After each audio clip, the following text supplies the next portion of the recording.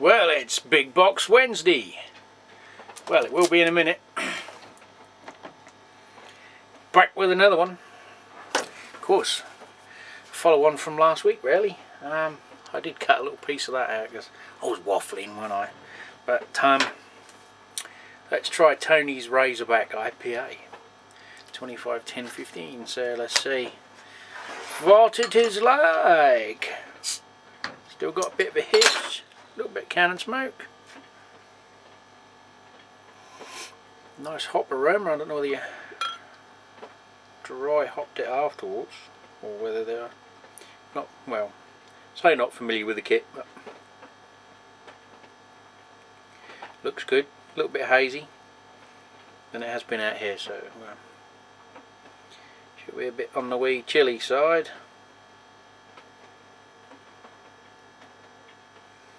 She's pouring a nice cap.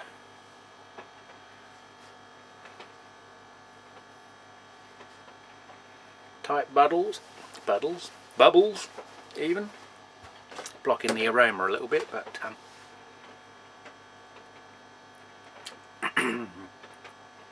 definitely got the hops there. Quite creamy actually as well.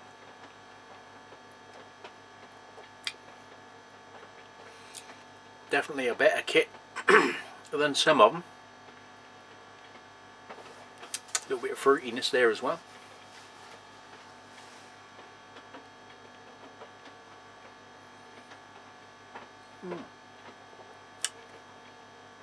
That's not a half bad drop, that is.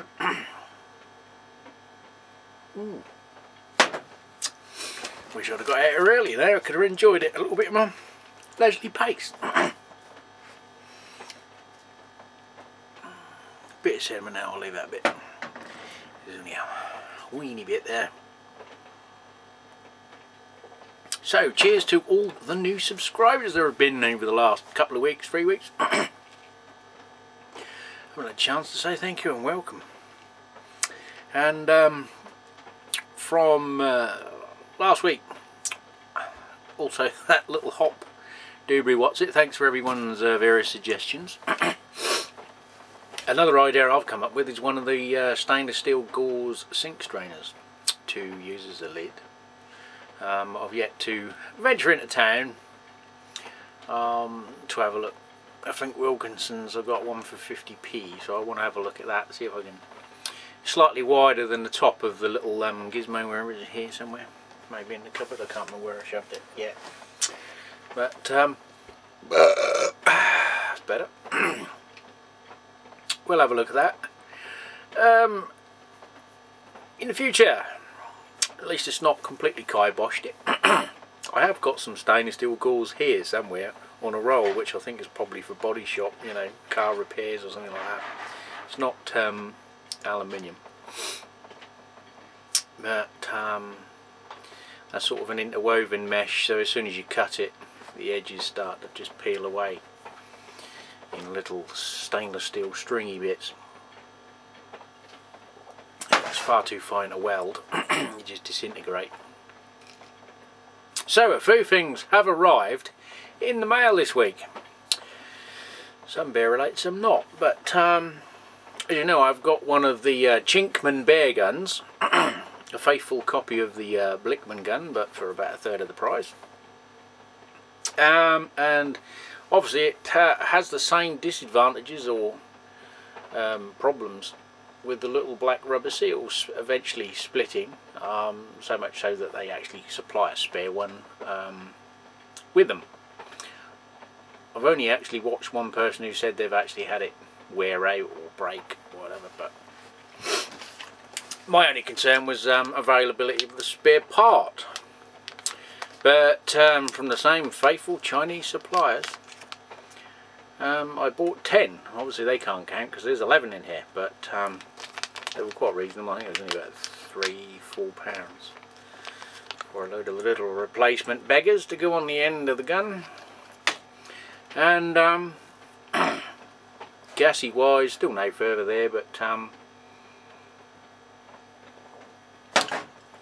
we will be looking at that come Easter. Another order from Homebrew online. My final order of kegs. Because I was looking at, because of my situation where I get cheap beer and free beer, as well as the odd occasion I can make beer. So I'm fairly set on the idea of aging in the keg, rather than having hundreds and hundreds of bottles in crates. So I invested in some more kegs with the idea of doing, say, barley wines and such like, and leaving them actually in the keg and basically having a supply of beer that I can rotate in keg as I run out when I get my taps online. So I got another 3 from our faithful e-tailers in the Emerald Isle, still holding pressure and smelling of lemon with their Britvic kegs. I'll get these out without toppling everything else. There's only one that's got, I don't know whether it'll affect it or not, for some reason I've noticed some of them do have a little bit of hammering damage along the top there. It's been smacked with something. Just push the top down. But, whether it'll leak, I haven't even looked. It's on the gas inside, I think. Time will tell. If not, we'll just have to change the fitting. Yeah, it's this one, not that other one. Yeah, gas in posts. Whether they give them a little bit of teddy or what, I don't know. But I don't know whether the camera will pick that up. But we'll see. But they all came pressurised and they're still holding pressure. What else did we get in the box of wonderment? We did have a mishap. The only thing I can criticise them for, if you can call it that, constructive criticism, is small items not put in one of those little Ziploc bags. Last time they did put the bits and pieces in a little bag. This time they didn't bother. And there's only 2 boxes, one pushed over the top of the other, with a little bit of tape just to hold them together and not seal them up. And the corner of the box split down. Luckily I didn't lose anything other than a packet of yeast. I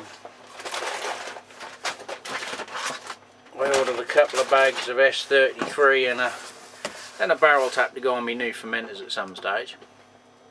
It was just rolling around in the box, and the S33 was wedged under the lid of one of the corny kegs, and the other packet of yeast was no longer there, so I've dropped them an email.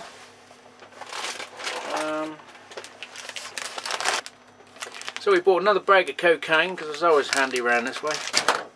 You never know. Some people know it as lactose, but while it was ridiculously cheap over at the Homebrew company, I got some more. So we bought a packet of Atanum hops. Most of these are leaf rather than pellet. Leaf hop. Oh, we got some more sorry Archie Ace. 2 packets of nugget, wherever they are. 2 nuggies. Always good for a bitter in hop, 15.8%. So there's always handy if you've got low on bitter in hops. And some Wakatu, which isn't in Beersmith. I had to put that in, even though I've updated Beersmith with the hops and BJCP style guidelines for 2015 now. But anyway, yeah, they're 6.7 100 grams. A bit dusty. And we bought some packets of terrified wheat. 2 kilos of that. Well, I haven't got them. Some Caraco orange peel for my future wit bears, and some sweet orange peel because it's about 50 cents. something like that. It's bloody cheap anyway. So I can get it cheaper, but I've got to buy like 5 kilos at a time through Brewers Select, which is a bit overkill for me. And some whiskey oak chips to give some barrel aging for the aged keg beers. And the solitary pack of short dated S33 Staff Brew, which was €1, or about 79 pence I think it is now. But there should have been 2. So that was it. Apart from this, which was I think about €6, €6.75, so it's about a fiver, something like that. Which is the Homebrew extract kit.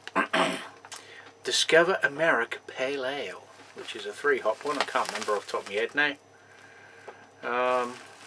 But basically is everything in there apart from obviously your extract, which I think, depending on how you want to do it, it was 3 kilos of dry malt extract or 5.2 kilos of Marisota, if you're gonna do a mash. So next week, if I remember, I will cover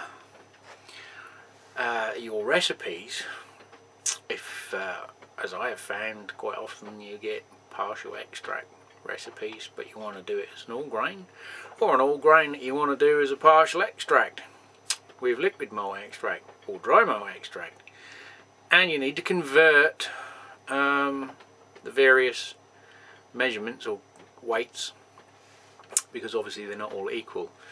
A kilo of dry malt extract is different to a kilo of liquid malt extract and a kilo of Marisota or whatever.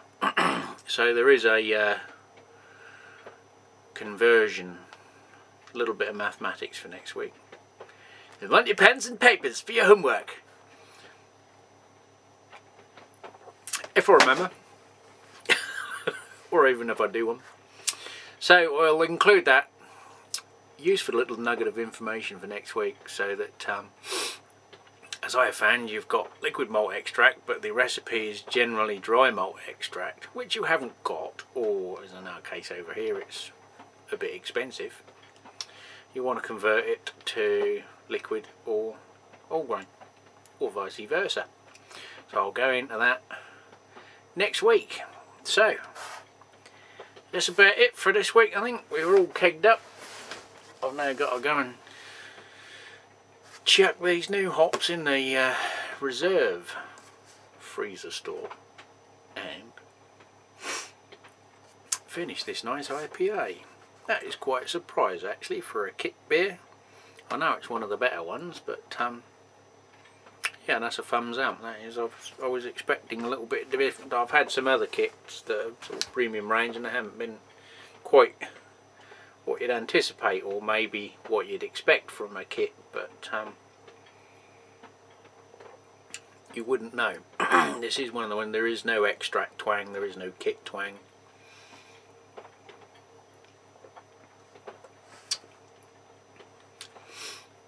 And that's quite acceptable. I would go so far as to say I have tried some beers that come into our establishment with the view to possibly being retailed, and this is better than the ones that don't get retailed. I'll leave it at that. Where's my handset again? I've lost my fucking handset again. Yeah, anyway, nice one, Tony. See you all next week.